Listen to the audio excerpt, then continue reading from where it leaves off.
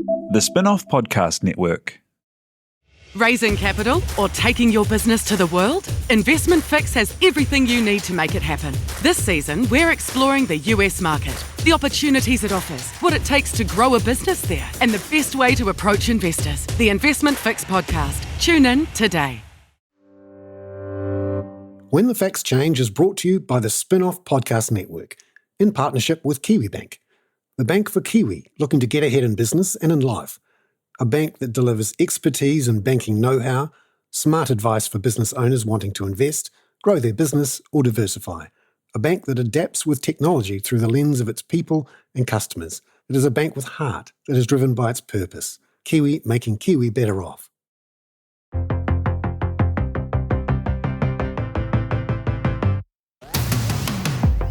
Banking and our housing market is in many ways all about leverage. How much equity, how big is your deposit in the home? How much of a loan can you get? And how much can you bid for the value of that home?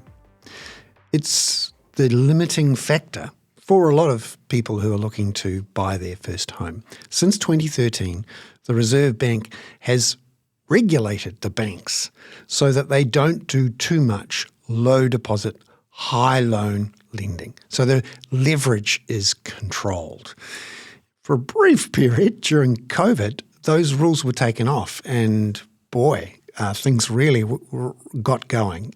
Plenty of leverage was put back into the market.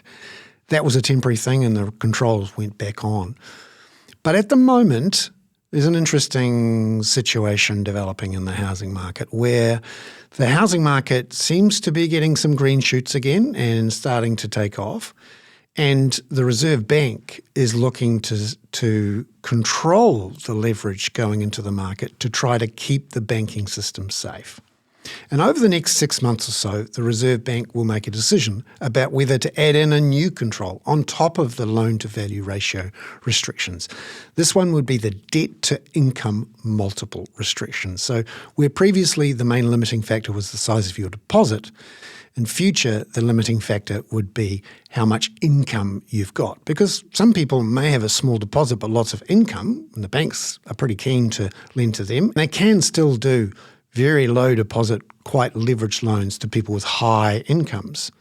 But a debt-to-income multiple control would limit that.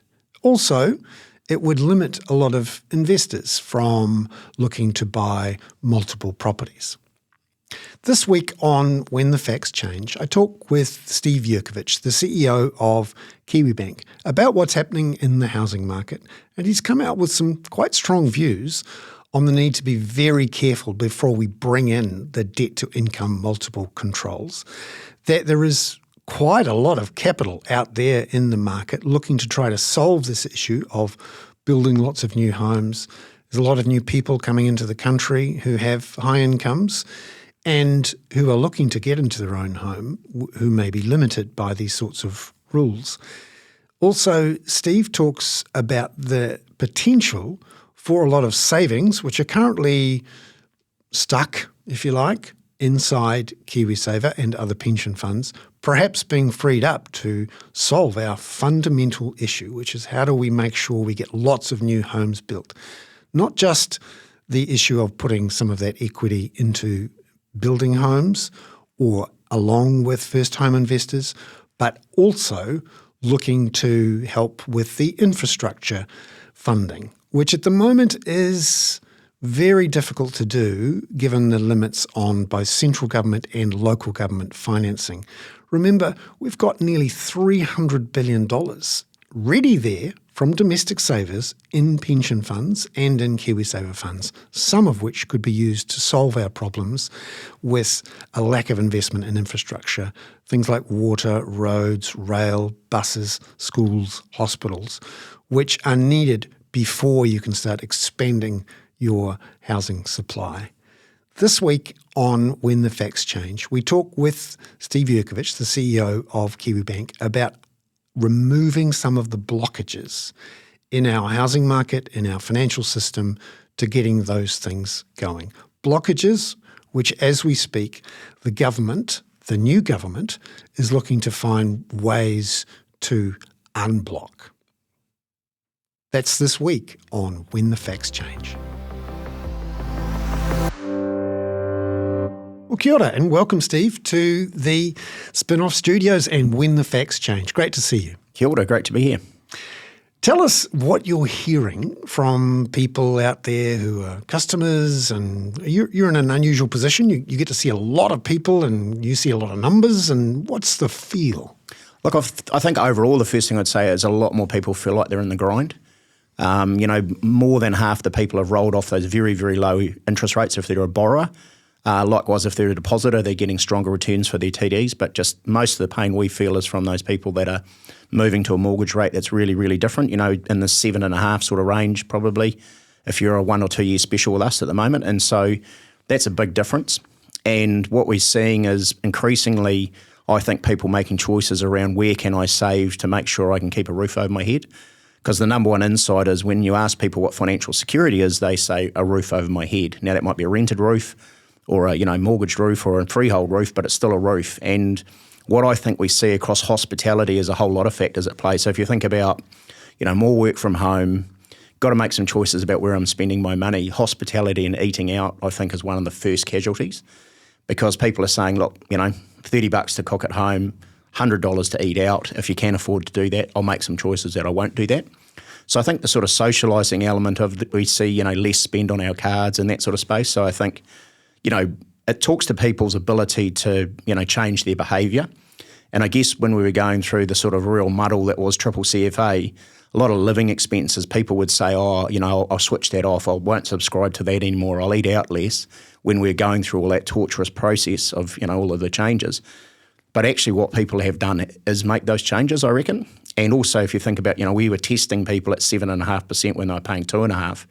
Well, actually, they're paying 7.5% now. And so what seemed like a pretty academic exercise around, mortgage rates are going to be low forever or not going to be anywhere near 7.5% actually turned out to be very quickly that. So, yeah, I think, if it was in a word, I'd say in the grind. Property prices feel like they're on the rise. Summer helps. So I think all those things are sort of, green shoots. But, a lot of customers be feeling the pinch. In terms of the actual numbers, like we ran between July and September, we ran 5,500 people that we thought might be in a tougher position. Of that, 500 said, let's have a chat. Of that, about 370 went to interest only. 70 extended their term and 50 went into hardship. So 5,500 becomes 50.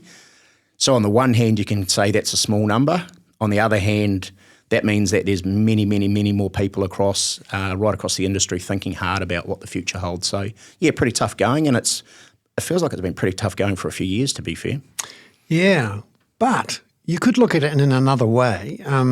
You've been around for a while. I've got a few grey hairs. I remember recessions like the early 90s when unemployment got up to nearly 11%. Yeah. When in the 2008-9 recession, when there were hundreds of mortgagee sales every month, there's barely 10 a month. Yeah, that's amazing. My first job as a lawyer was acting for one of the banks doing their mortgagee sales.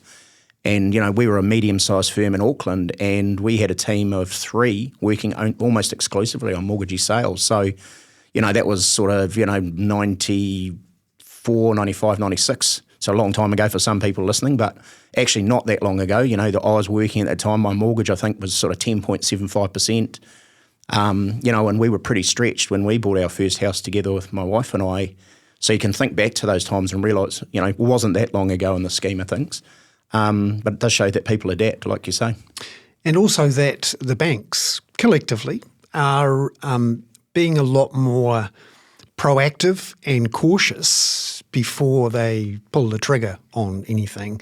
I remember during the 2008-2009 crisis where the United States, for example, Ireland, Spain, the banks were not healthy and markets were in free fall, and the temptation, particularly in some of those non-recourse states where people could send the keys back to the bank. That's obviously not the case in New Zealand. But, there was a real nervousness. I don't sense that this time around, in part because the banks collectively are much more capital rich. And also people still have a lot of equity. We keep forgetting that it's a $1.6 trillion housing market backed by $300 and something billion worth of mortgages. So therefore, there's a lot of equity in the gap there. Totally, yeah, great point. And I wonder too if, because unemployment is quite low, that even though people are feeling the stress, those people who own assets are in a still pretty healthy position in that they've got quite a bit of equity. And also for those people who are feeling financial stress, they are still getting income through the door. They still have a job. It may not be as much as they'd like, and it may not be allowing them to have the lifestyle they maybe had before, but it's still coming in the door. The real problem is when you don't have any money coming in the door, or it's a benefit. Yeah. And it's an interesting one where I think people's views of the world are sort of a little bit freaked. You know, the last 3 or 4 years was tough in a lot of ways. Really unusual things happened. There was a lot of stress. There was a lot of grumpy people. But when you look at it, step back and compare it to other recessions, actually a lot of equity, a lot of income, very few forced sales. And I sense, and I wonder if you're seeing some of those green shoots starting to come out in the housing market and starting to flow through into some of the smaller businesses and other parts of the economy. Yeah, look, I agree with all those things you said. There's a couple of other things I'd probably add into the mix as well as, you know, without getting too technical about it, the accounting treatment of way bad and doubtful debts works now under IFRS is way more dynamic than when I first started in banking. So we used to put aside a chunk of money, you know, do some economic forecasting and go, you know, that's how much we think we're probably going to need.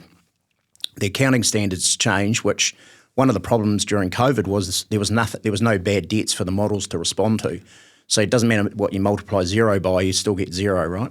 So I think investors and others have got more used to the fact that provisions will come up and down. You know, this week and last week we've seen 3 of the big banks in New Zealand announce. You know, there's not really even a ripple around the bad debts coming up and being a bit more dynamic because I think investors have got used to that's what happens. You take the good with the bad, you know, there's plenty of capital, you take a long-term view. So I think, you know, that sort of adage, which I think maybe 10, 15 years ago from a bank was, you know, your first loss is your best one, take it early. If there was equity in it, the owner would take what was left and everyone would move on, has really changed. And I think, as you say, you know, we had such strong appreciation in prices for quite a while. You know, people really did build up a good buffer there. And, you know, if times are really tough and you want to sell, you could sell. Whereas, you know, if you think about those previous ones you talked about, sometimes there was just zero liquidity, particularly for bigger commercial property. You know, we always used to think, oh, we could discount it by X and sell it. Well, the answer was for a while you couldn't sell it for any price. So very different on that space. And I do think people, you know, are adjusting, responding to those things like you say. And full employment is by far the biggest swing factor for us. So if you stress test a bank, unemployment has by far the biggest impact. And so higher interest rates, low interest rates, you know, short of something really nasty like another lockdown or a foot and mouth, heaven forbid, those sorts of things, and those scenarios that the Reserve Bank make us test against, you know, employment's the number one thing, and employment has still been very full. And, you know, it'll be interesting as immigration changes. You know, I get the sense that those people that are coming into New Zealand are super keen to work. And, you know, I think we probably haven't seen the lifestyle or the big hitter investors for a while. The people coming from, say, the Philippines, nurses, engineers, you know, working on farm, they're super keen to work and really hard working. And so I think they'll get ahead and New Zealand's better off for it. So, Steve, we've sort of come through the crises. Things are starting to settle down again, and we've come to the point where we can see that the housing market is still very elevated. And for a lot of first home buyers, it's still quite a task to get hold of that deposit. Now that the LVRs are back in, and 20% is the norm, there are still some people who can get by with a smaller deposit, but 20% is still the norm. And the area of how do people get that deposit is something that people focus on a lot. And it seems on the face of it a simple financing issue, but could you tell us about what you've seen with co-own, which is a way of trying to deal with this issue? Yeah, I mean, co-own was a way we thought we could get across to customers and would-be customers that actually we're prepared to think about it differently. Because where you end up is still a home loan product, but the pathway in for co-own is that sort of difference. And so trying to open the idea up that actually, hey, the four of you that get on great as flatmates but are paying rent, maybe you want to get together or with whānau or whatever you want to do and co-own. And so, the number one idea I think from our idea was to get across to customers that there's different pathways. And that we would be open-minded and we would, try and make it feel like when Bernard came in to talk to us about that wasn't the first time we'd ever heard of the idea. So actually what it was doing in a sense was formalising what had happened. I think the insight for me was there's large parts of Aotearoa where the family or whānau is the main economic unit. And so Pacific Island, Asian communities, many people around the world, that is the main economic thing. And so it's sort of very much a semi-Pākehā construct to have mum and dad in the bank of mum and dad, and I'll come to that in a second. But, some of the families that we've seen really flourish have put all of their economic effort into this kind of unit. And they've, become residential investors and they've got businesses and the whole family's working together on that. So it's sort of formalising that. And so then the bank of mum and dad, that's fine if you're in a position where you can do that support. But what's become really obvious for us as well is sometimes the mum and dad bank, almost all of their available capital is tied up in their KiwiSaver. And so, if they needed to find, say it's an Auckland property and it's $1 million, and as you say, while we're allowed to do 10% over 80% LVR, in actual fact, what that means is the banks have a buffer within that, and so it's more like 6 or 7%. So, take that for what it's worth. But for those that said, mum and dad, I've got $200,000 in my KiwiSaver, I'm prepared to give you $100,000 of it and be a co-owner with you. And then, that you yourself or whoever you're working with to raise the other 100 for your $200,000 worth of deposit, that's all tied up. And, really what is just regulatory decision-making, which is I can only have one KiwiSaver provider. Like, why can't I split my KiwiSaver between, say, active equity investor, self-managed super or whatever you like, right? Because there is a very, very big industry that's got all of that money tied into these single providers. And you're seeing some providers, Simplicity and others, start to move down the housing sort of situation. But what about the mum and dad that want to free up that $100,000 and might just want to say, okay, I'll put it into a fund and I'll co-invest with people who are trying to get ahead? Or actually, no, I want to, give it to my oldest daughter, Georgia, and I'll nominate that. And you can do that in Australia with self-managed super, right? So actually the rules and the precedent are there. But to me, it's really surprising there's not more of a conversation around compulsory super because it creates a massive contribution. That money has to be put to work in Australia, because it's coming in every week. So you get a much more vibrant capital markets. You get much better infrastructure investment because people want to put the money to work. And also you can, if with appropriate risks, you can make some decisions around it. So it feels like, we're really ripe for innovation around how we can pull capital that's available and wants to co-invest and that sort of thing. And you think about bank of mum and dad, why do they trust it? Well, they think, your kids will do the right thing. They want to keep a roof over their head. You want to help them get ahead. That's how you got ahead. There's lots of things that support that. And then you sort of look at this asset and go, I can't touch that until I'm 65. Now, say you had your kids at 25, you've still got from 45 to 65 where you're not able to tap that. And so it becomes a very emotive argument, even the idea that, you could release your KiwiSaver to pay the rent, for instance, during the election campaign. Got a lot of hostile reception. And what's a bit weird for me is that we can't have a more educated, more nuanced conversation about what that might look like, and would New Zealand be better off if it was, stepped up compulsory and, there was more freedom to allocate that capital to different places. Aside from the compulsion issue, what's to stop KiwiSaver funds, finding financial structures to actually invest in equity in New Zealand housing? You talk about quite directed investments, but sometimes you can have funds that go into things. And there are others who are trying to find ways to bring in wholesale funds that co-invest with a first home buyer as a substitute for the bank of mum and dad. What's to stop that happening now? I don't think anything really, other than, maybe some regulatory changes, which I think in the scheme of things wouldn't be that massive. But then you need a KiwiSaver who can do it at scale and can do it cost effectively, because if it doesn't get to a certain size, I think, all the KiwiSaver providers are going to say, look, the cost's too high, the administration's cost too high, the investor doesn't want to pay that fee-wise in order to make that happen. But if you could get it going at scale, then I think there's nothing stopping it. But, it probably hasn't been hasn't been the area of interest, and it's had very little innovation in it, although, you see some participants at the moment trying to stand up some new ideas. Taking a purist point of view, there would be some who'd say, well, hang on a minute, KiwiSaver was designed to put savings somewhere else. Yeah. We had over-invested in housing, and KiwiSaver was a way to put some money into businesses and other assets and diversify it around the world. Some would say, thank goodness, otherwise our housing market would be even more overvalued. What do you say to those who say, we've already got $1.6 trillion in housing and only $160 billion in our stock market? This would make it even worse. Yeah, it could do. I think that's the nature of having a decent dialogue about it. Like at the moment, there's not even a conversation about that. You can still make a personal asset allocation choice. There's nothing stopping you doing that. But for those that want to and feel trapped that they can't do it, I don't see why you wouldn't allow them to do that. I think, it's a subset of all of the different ideas that would go in there, but the KiwiSaver being bigger, investing in the infrastructure, we keep looking to, this conversation about will we allow offshore capital in.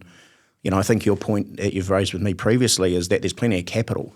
You just need the incentives to be right, to be put to work, and people accepting that, hey, if I think about the road I use from Matakana back to Auckland, I don't think there's anyone that uses that road that minds paying $2.40 to be on it compared to what we used to drive on. So those sorts of long-term assets, the New Zealand Super Fund and ACC and KiwiSaver funds seem really well positioned to try and take advantage. That's something that actually has changed in the last decade or so, and maybe the public debate hasn't understood it. That we've had this idea in our heads for a long time that New Zealanders were bad savers and that we didn't have enough savings ourselves to pay for our own infrastructure or to build all these houses. And we'll have to bring it in from overseas, and that's, that could be dangerous, or it could be difficult if there's some sort of crisis. Much better to have domestic savers, and our domestic savers are not very good. Well, actually, when you look at the scale of the super funds collectively, you've got the big institutional state-run ones, I suppose you could say, which are ACC and New Zealand super funds. You've got KiwiSaver's just gone over the $100 billion mark. Collectively, those groups of funds, KiwiSaver and then the other pension funds, are looking at nearly $300 billion there. So if you were a government or someone who was thinking, right, we need to build 10,000 houses or 50,000 houses, and we need this many pipes and this many roads and this much to do it, the capital is there. But interestingly, way more than 50% of it is currently in some bonds in the United States or Australia or whatever. What more can be done to try to, find the financing tools in a way to actually? Because I'm sure even if you took the usual theories about asset allocation and how much is local and how much is bonds and how much is stocks and all that, there'd still be room for a good chunk of that $280 billion, $300 billion to go into local infrastructure and local housing and local roads and pipes and all of that sort of stuff. I totally agree. I think we've got an example in Auckland, haven't we, where you think about what was the Formosa golf course. You've got a JV there with New Zealand Super. They're wanting to put up, I think, when I read the article the other day, 5,000 lots. But the nature of that sort of thing that you raise is that it's complicated by the fact that the Auckland City Council doesn't really have the balance sheet availability at the moment to invest in the infrastructure that creates the below-the-ground infrastructure that allows 5,000 homes to be built on that site. So, if they are in a position where they can't, manage that investment, and, I'm sure there's more detail than what I'm saying, but that idea of actually if you want brownfield, greenfield development that creates these houses and places to live, that on the one hand there's the capital from the developer, but actually the infrastructure, the city council or local government or whoever is going to not perpetuate all of the wastewater problems we've got now. How do you do that? And so if you don't have all your ducks lined up, you can have the money, but actually the below ground infrastructure, so who's going to pay for that? I think those are the big questions that we need to crack open because, when all of the Auckland beaches are closed because wastewater is flowing into the harbour, we know we've got big problems. And that whole conversation around Three Waters was very, very emotional. But I think most people accept that actually a lot of investment is required and it's going to need to be long-term patient capital that does that. But if you don't do that and resources consents don't flow in a way that gives you some certainty around the development, then why would you do that risk? And then maybe you're forced into a different decision, which is if you're one of those big fund providers, do you go, this is a bit hard. Why do we want to do that? When the Facts Change is brought to you in partnership with Kiwibank to help you understand the issues affecting the economy. And that's what their team of experts is here to do too. Here's Kiwibank economist Sabrina Delgado on what's happening with the labour market in Aotearoa. Our slowing economy gives way to higher unemployment, and we're seeing tightness in the labour market quickly abating. Both a recovery on the supply side, with our surging migration boosting labour supply and loosening some very tight labour market conditions. But now a stronger narrative is coming through. As consumer demand cools, so too is the demand for labour. Firms are no longer hiring with the same gusto. Already, unemployment has started to lift from record lows, and we expect that to continue throughout 2024. Visit kiwibank.co.nz to stay up to date with detailed economic analysis and forecasts from Sabrina and other Kiwibank experts. They take big issues from both here and overseas and make them relevant to Kiwi businesses. New Zealand's #1 business school wants to help you unlock your potential. At the University of Auckland Business School, learn to innovate, research, and collaborate with business leaders to drive real change. Join the business school that's doing things differently and find your passion at the University of Auckland. Check out auckland.ac.nz/business to find the study option for you.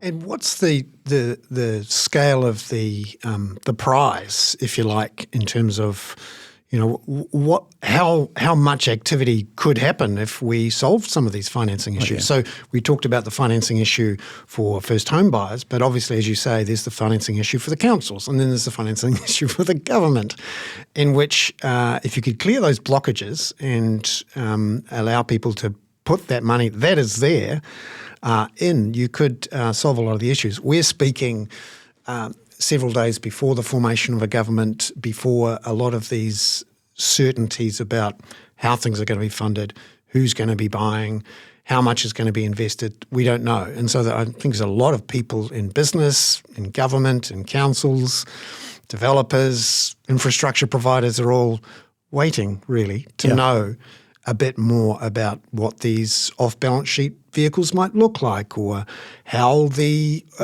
Auckland water investors are going to fund their thing, or how Wellington Council's going to fix its pipes.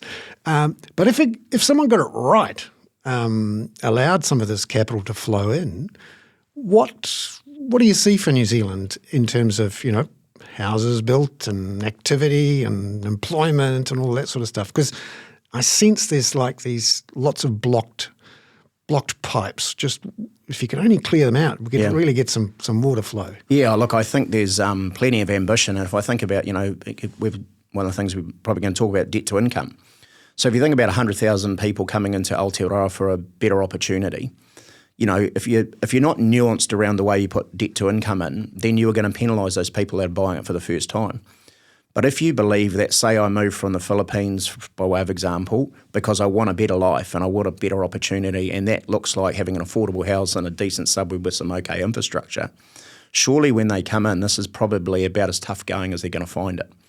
But their work ethic and their ability to generate and really work hard and save hard makes them a pretty good bet from our perspective in terms of being a customer. But if we're gated around what number we can do like that, or how we're testing people, those sorts of things all sort of clog the system, as you say, clog the pipes. But if you can release that and get your ducks in a row so that the properties are coming on, that the cost to build, the craziness at the moment of that broad media following, which is it's too expensive to build, is just going to inflate asset prices of existing stock, right? Which is worrying, which will then create more pressure on what sort of deposit I need, which will then exclude first home buyers. And then the rules around interest deductibility and those sorts of things pushed, investors out from 25% for us down to 17% quite quickly. And then, the idea of a, debt to income that somehow, because I own 4 houses, my living expenses are going to go up with every new place I invest in. So if you don't think those things through, you're going to send a really weird message to people, which is actually don't invest, don't take that view and get involved. So, it feels like there's a massive opportunity. Feels like, a New Zealand that feels way more confident about itself and making its way in the world is right there in front of us. Just need the sort of backbone to galvanise around it. You're talking there about debt-income multiple controls, which is something the Reserve Bank now has in its toolkit. It hasn't actually pulled the trigger on using it yet. It said at the Financial Stability Report a few weeks ago that it is doing some more consultation with the banks, including Kiwibank, about how it could be brought in next year. This is something that, unlike monetary policy, where the Reserve Bank is truly independent, this is something where the Reserve Bank is going to need the approval, ultimately, of a government. And so we're in this interesting period where we're just waiting to see how things change with things like house prices and economic activity. Because I sense one of the sort of problems we've got now is that because of the high value of the housing market and the importance of it in people's personal finances and in the economy, the Reserve Bank, in a way, is having to use all of its toolkit to try to achieve what it wants. And it's responsible not only for monetary policy but also for financial stability and for keeping banks safe. And you could argue that those decisions taken in 2013 and again in the following years, it was supposed to be temporary. I seem to remember the loan-to-value ratio controls. But you sort of wonder if we hadn't had them, what would have happened? And one of the interesting questions in the next 6 months or so will be, if the housing market does take off again and the Reserve Bank is loath to use monetary policy, putting up interest rates, which is a pretty blunt instrument to try and quieten things down. So it goes back to the LVR or maybe the DTI toolkit. What's your view on whether it should stick to LVRs and leave DTIs out, or use only the LVRs? Yeah, I mean, interest rates are by far the most effective thing at cooling the market, as you touch on. So I don't think we shouldn't forget that. But they implement the most amount of pain for the most amount of people. So that's you kind of not an overly popular choice to stay higher for longer. So I think that plays a part. I mean, I think there's other things like the servicing abilities, the test rates that are used. There's other tools there that could be pretty easily implemented and say, okay, we want a floor test rate of X. That will cool things around what people can afford. So while getting ready for and generally supportive of DTI, this is one where the devil's really in the detail, and that needs to be really carefully thought through. The history of those things being implemented and being well thought through is a bit checkered if you think about triple CFA. So there is other changes we could make in that sort of situation. So I think there's readily available tools. And look, I mean, no point in having a pity party for banks, but we've spent a lot of money on trying to make regulatory changes. And I think, some of the things that that customers might expect we're able to do, we've had to make choices around investing in, regulatory change and then change after change. I think, it's probably stifled some innovation. There's always an argument to say, hey, you make a lot of money, you could do more. But actually, like any business, we can only handle so much change without putting customers at risk. And, I think some of the not well thought through changes over the last decade and a half have caused us to have to go back and fix things and remediate things pretty badly. So, I think there's lots of things that can go in there. I wonder how much, the foreign buyers and all that sort of stuff is going to be a hot potato as we try and get a stable government. It was interesting, today hearing the would-be Prime Minister, I guess, talk about, wanting to set something up that can last 6 to 9 years.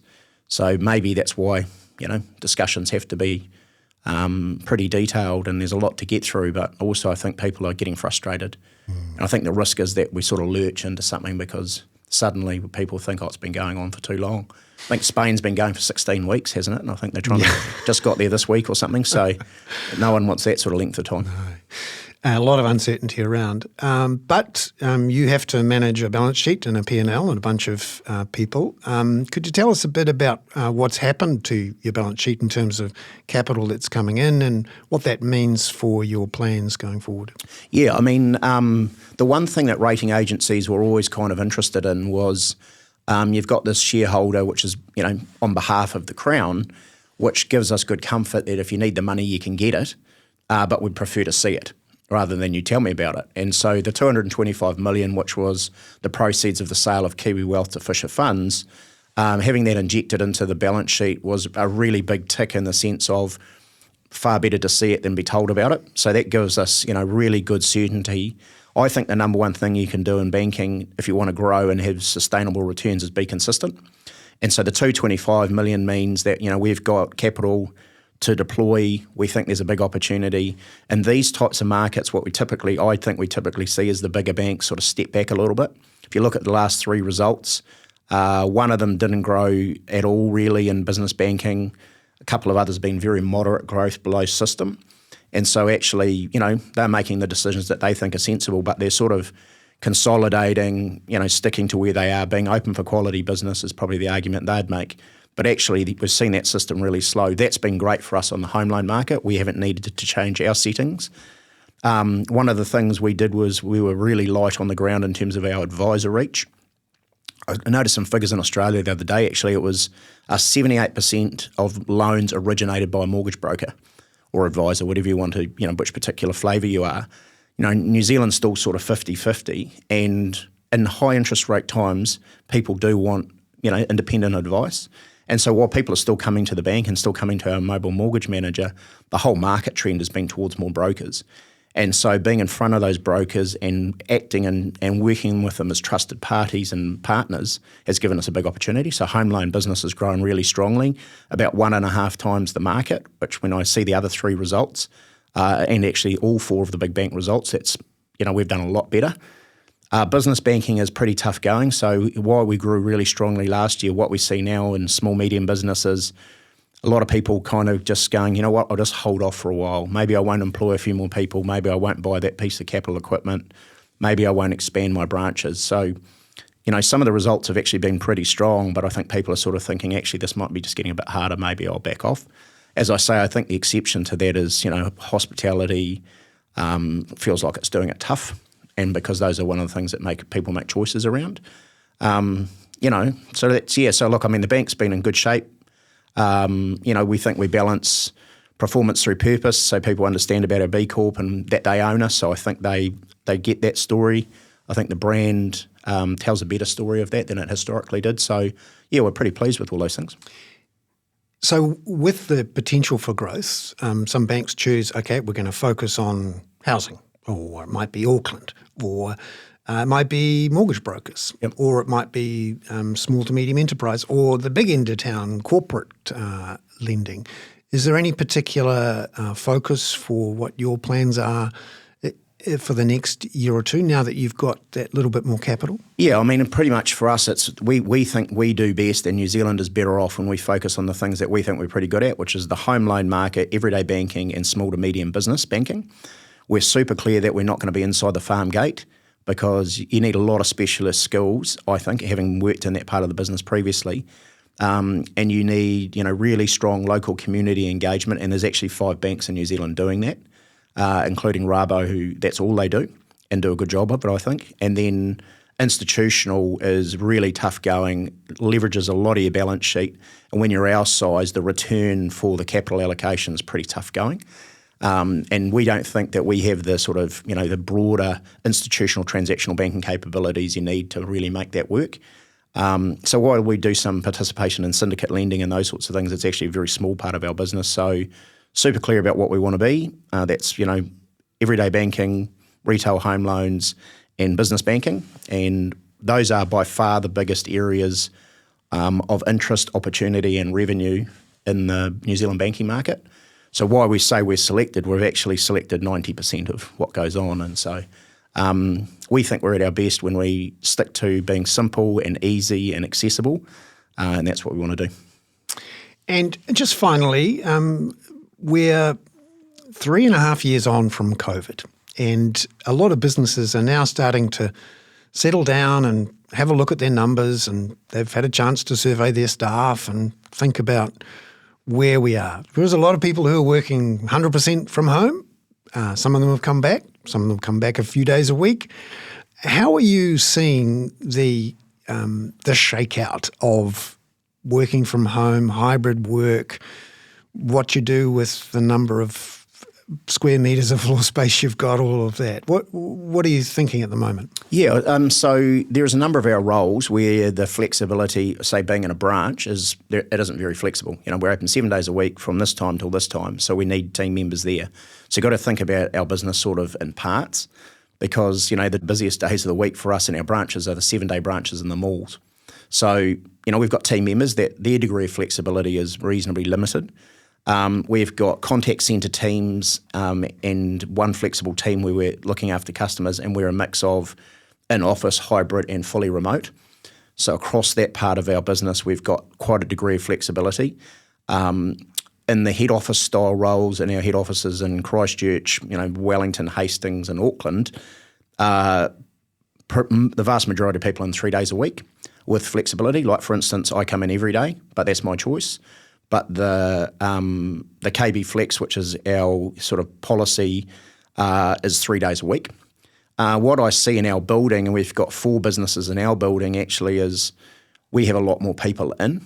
And I don't know whether that's their policy setting or just their workforce and those things, but certainly when I look across the building, because we're in a big open plan with a big atrium in the middle, you can hear the sound.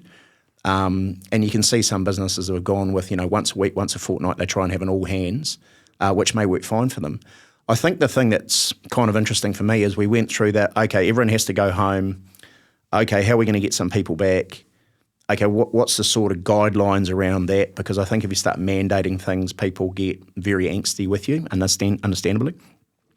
But I think if I went to you and said, I'm going to pay you the same amount, but you can have more flexibility, I'd go, yep, that sounds like a pretty good deal.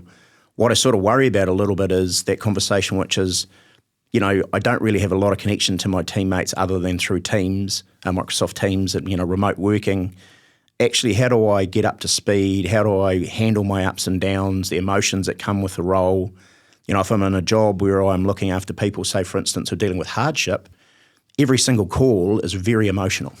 Whereas, not everything I do every day is emotional. Some of it's administrative and some of it's, talking to people and coming to things like this. I get real breaks. Whereas some of our team members, are really facing into tough conversations a lot. And I worry if you're, sitting around where I grew up in, say, Paeroa, and I don't see any of my workmates, how do I kind of connect? How do I feel part of it? But it's also obvious from cost of living situations that, paying for parking, paying for lunches, the commute times. I drove down this morning from a little bit further up north, hour and a half to get in, traffic, pretty bad from Millwater through to town. If I had the choice to start work a little bit earlier and work from home, that kind of makes sense as well. So often the discussion is around how employees feel about it and the very legitimate issues they're thinking about, like need to look after my family, want to stay at home a few days, but quite like being in the office occasionally because there's other humans there and I quite like humans. But from the other side of the equation, we forget that our new, well, they're not that new now, health and safety rules require PCBUs, the directors and the people who are responsible for their staff to exercise a duty of care. So how do we know that our staff are actually feeling okay and are in a good situation? And that's part of, managing staff and creating a workplace is making sure everyone's healthy, and because there may be some people who maybe aren't coping on their own at home. Yeah, 100%. I mean, there are some sort of things that we've done, for instance, by way of example, photos of your work set up, trying to make sure that people are really careful about, how much, whether they're always on and those sorts of things, not scheduling meetings for an hour back to back, but 50 minutes. So there's a sort of break in those things. But actually, at trying to really understand what's going on in that household and really understand how that person is and whether they feel, like some sort of compulsion to be always on, or whether they, the time that they would get if in an office when they went out for lunch and for a walk, that they feel guilty when they're at home. Oh, is someone going to see me out walking and think that I don't work? All of those stories that you can tell yourself when you're isolated, are really tricky. And so, we came into this so fast, like I was sort of mentioning you to before. Like literally within a couple of days, it was, okay, everyone go home. That's almost unprecedented in work history that we suddenly changed everything for everyone in one go. We'd worked across different areas and teams had been geographically, remote and all those sorts of things, but not at scale. And so I just don't know that we've worked that out. I really worry about jobs, and maybe this is just me being old-fashioned, but I worry about a job where I apprenticed. I saw what my boss did, I saw what my manager did, I saw how they handled conversations, I saw how they went out and conducted themselves, when we went out and saw clients or customers later on. All of those things that you can do that you sort of pick up on this and think, this is going to be a bit of a tough meeting, it'll be interesting to see how Bernard handles this one. And then you come back and you go, wow, that worked. I just never would have thought of that. And you build up all these tools from observing people and being part of it. I just worry about that and about that, how that happens. And then there's a generation of young people or, people that are in living conditions which aren't that great to work from home. So, what do you do in that sort of situation? I know our neighbours that are renters, I could look in there and I know that they're young professional guys, but they're working off an ironing board, in their bedroom for months and months and months. So no wonder when the office reopens, it's like, right, let's get in here, let's see some people, let's get amongst it. So, yeah, there's still a lot to learn, I think. Steve, thank you very much for coming into the Spin-Off studios here for When the Facts Change. Great to see you in person. And you, thanks.